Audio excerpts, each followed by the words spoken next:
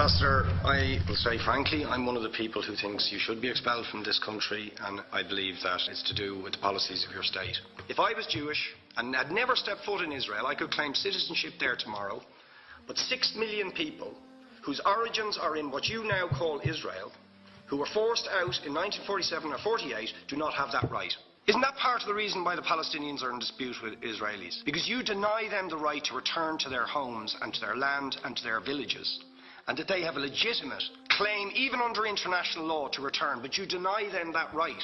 Why do you deny them that right? And why do you give that right to other people who have no connection whatsoever with the land, whether you call it Israel or whether you call it Palestine? Why do you continue to seize land, if you're serious about Oslo and the two-state solution, which under that agreement is land designated to be Palestinian land? 500,000 people, most of which has taken place since Oslo. You allow that to happen. Why do you allow it to happen? If you're serious about giving this land to the Palestinians, it's absolutely extraordinary. Are you not just taking us, Ambassador, for idiots? That you can say with a straight face, we're serious about peace, but while we're serious about peace, we're going to seize Palestinian land. And you expect the Palestinians to just sit back and do nothing about that. Now, you know what the Palestinian people have been asking for. Far less even than some people would ask for. Because I believe the whole apartheid system should be dismantled. But what they've asked for is to lift the siege of Gaza. Just to lift the siege of Gaza. Let them have an airport. Let them have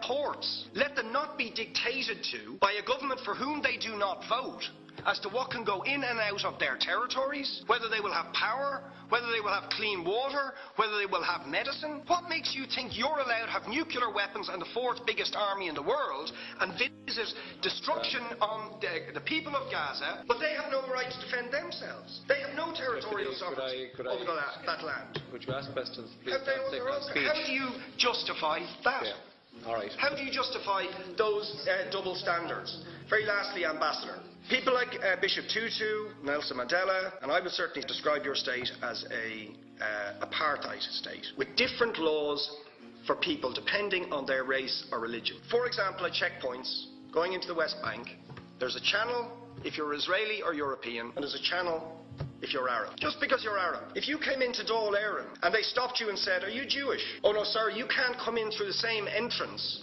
as Irish people or European people because you're Jewish," you would call that racism and apartheid. You practice that with your checkpoints and your military barriers and your apartheid wall. How can you justify